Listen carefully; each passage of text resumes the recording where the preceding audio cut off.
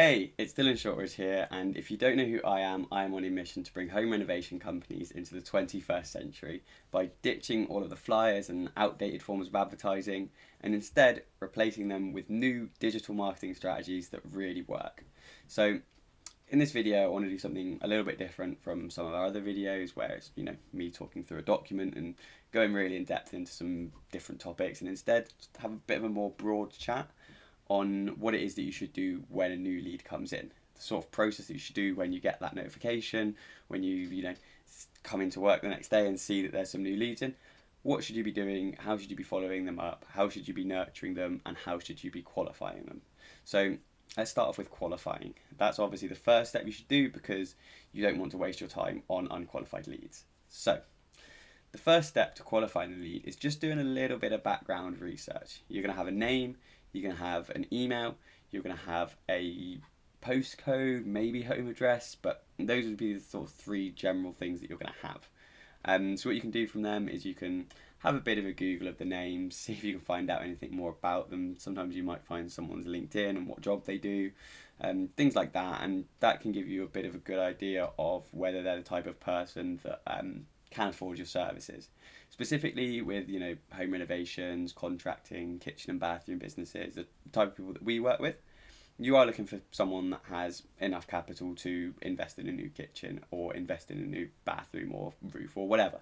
So you are looking for people that are going to be, one, homeowners, and two, depending on where you sit in the market, someone of a certain I guess sort of pay bracket, someone of a certain job title, things like that you can find out a little bit more from looking into someone's name. One of the best ways that you can have a look into this is just by doing a quick Google Maps search. You can put in the postcode that they've given you, jump onto Street View and have a look round. Have a look at the houses, have a look at the cars that are on the driveways. All those sorts of things will let you know if they fit into the sort of demographic that you normally serve and that you normally work with or that you'd like to be working with.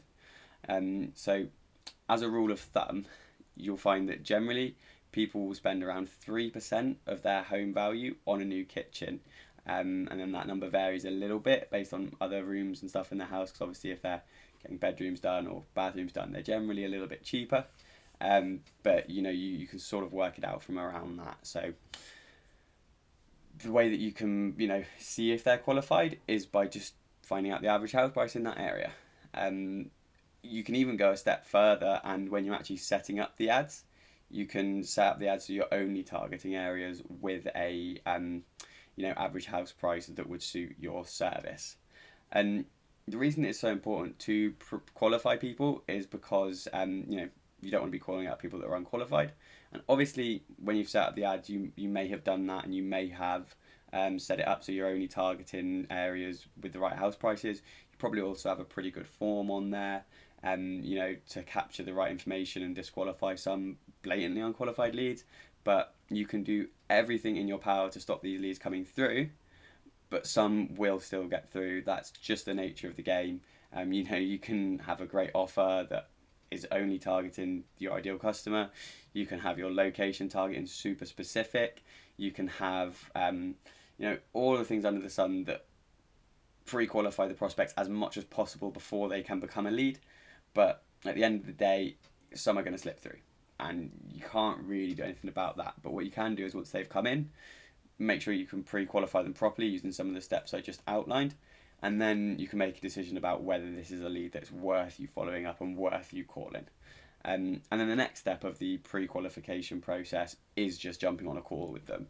And the way that we recommend things to be done, as we've said in other videos, is that you should probably have an initial phone call with someone before booking an appointment, or some sort of initial conversation in which you can really gauge whether they are serious about doing this and actually want to do this and have the funds to do this. So how do you structure that phone call?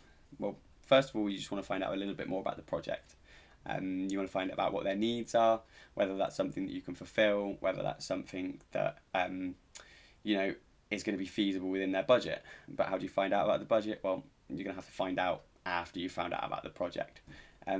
Sometimes you'll find that people will meet you with a little bit of resistance when you start asking about budgets. And that's kind of, a lot of people are just going to be quite open about it. I mean, you are wanting to help them create a kitchen, so they're going to need to buy something from you. You need a bit of an idea about their budget, and for that reason most people are going to be really sound, but you'll find the odd person that is a little bit uncomfortable talking about it. So a good way to sort of rephrase that is just to either ask them for a ballpark figure, or something that it is at or below, and if you phrase it in that way, it's at or below, they will then know that this point is the absolute maximum, but we're trying to keep it under that, and they'll appreciate you asking it and phrasing it in that way. But as I said, most people are going to be quite happy just to talk about budget with you fairly early on. I would recommend that you avoid giving quotes over the phone. In fact, I'd avoid giving quotes, pretty much until you're at the sales presentation point. But before that, you do need to get an idea of their budget. And like I say, most people are going to be pretty happy to give that to you. So now you've followed all these steps, you've got the leads coming in, you've then done a little bit of research on the leads as they come in to pre-qualify them, and then you made a phone call, found out a bit about the job, maybe disqualified a few people at this stage, maybe you haven't, and then you've got a few more people that you're happy to speak with and are happy to come and see you and are interested in buying and seem like pretty qualified prospects. So what do you do with them now? Well, now you've got the lead nurturing process. And the lead nurturing process really starts the minute they become the lead. So there's a little bit of imagine it as a bit of a crossover. So you've got your lead coming in, and then this is the qualification stage, but the nurturing starts here too.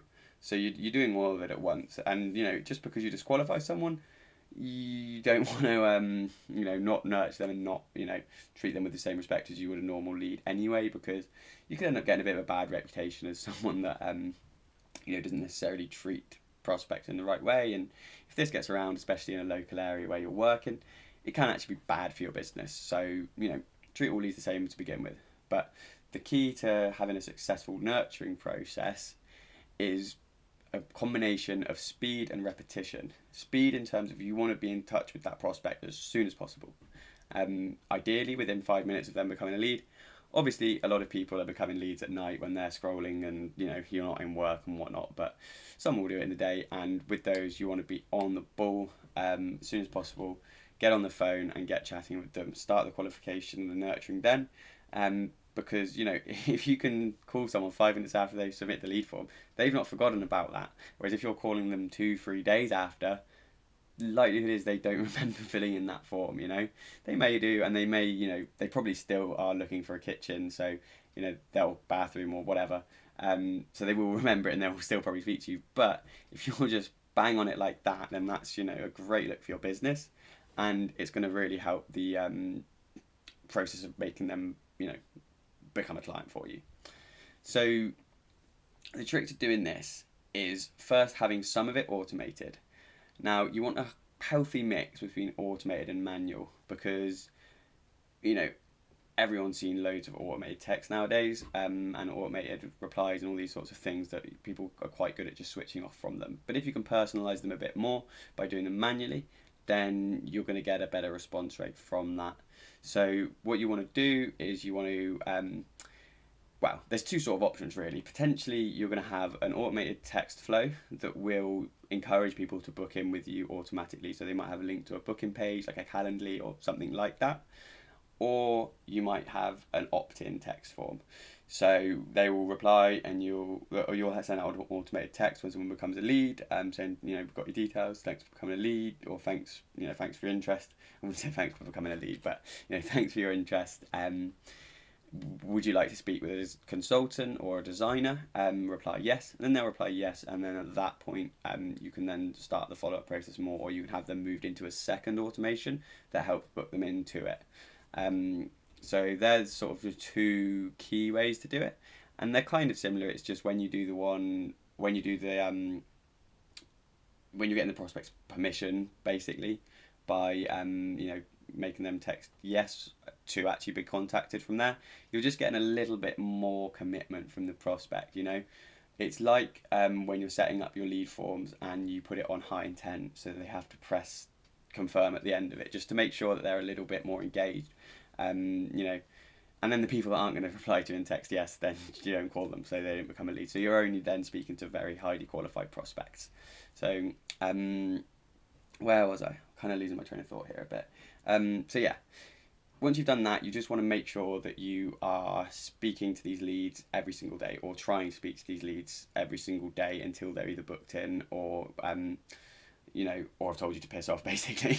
So you want to have as many points of contact as possible, and we'll make a video on this about the exact way that you should do this, with the timings of what you should send on each day and what day you should call and all of that. But in general, for the first 30 days since they become a lead, you want to be contacting them a couple times a week, and then for the first 2 weeks or week of when they become a lead, you want to be pretty much trying to contact them every single day. That's when it's freshest in their mind. That's when it's they're the most recently filled in the form, and they're most likely to then convert, or then book in a meeting, or then move further down the pipeline. And then if 30 days have passed and the lead hasn't then become a booked appointment or a client or whatever, hasn't moved anywhere further down the pipeline, you should still maybe have like a every 2 weeks, every month, something just to text, just to see, because you never know, someone that might have become a lead, and then something's happened in their life that they can't think about the job, the work they've wanted to do for however long they want, and then a few months later down the line, things have calmed down again, and they get your text and they go, oh, actually I did want to do that, and then they get back in touch. It's always worth just keeping them a little bit warmer, keeping them thinking about you through this repetition of seeing your name and seeing your business. They will then be more likely to come to you further down the line, because you'll have built that trust just through your consistency and through your persistence. And that's not going to be a bad thing ever. I think a lot of the time when we speak to other business owners in this world that particularly sort of have been in the game for quite a while, they're hesitant towards doing such an aggressive follow-up strategy. We think a lot of people find that they think that it's going to be annoying their prospects, and they think that it's going to be harassing them. But from our point of view, we believe that within the modern world, there's so much coming at you all the time through social media, through the news, through everything. Basically, it's a fast-paced, loud world now that you can't really afford to not be that persistent, because your prospects are going to get distracted by something else like that. So you need to be keeping on it and keeping getting in touch with them, because life moves so quickly now that they will forget about you, and they will forget about this form. It's just like I was saying the other day in the video about dangling the fish. You can't just dangle the fish, you've got to be taking it to them. So that brings me to the end of this video, and if you're having any trouble at all with your lead nurturing or lead qualification or follow-up processes or anything like this, there is a link down below that you can click that will be taken to a page which, for full transparency, is a sales funnel, but it's talking about how you'll be able to work with us and we can help you out with that. But yeah, thanks for watching the video. That brings me to the end. If you've got any questions about this, or have any suggestions for other videos that we might have, or any problems you're having with your business you'd like us to take a look at, please leave a comment down below and we'll be sure to check them out, and we may well make a video on it too. If you found this content valuable, then please give it a like and subscribe, and just let YouTube know that you'd like to keep seeing my face popping up in your feed. But thanks so much for watching, and I will catch you in the next one.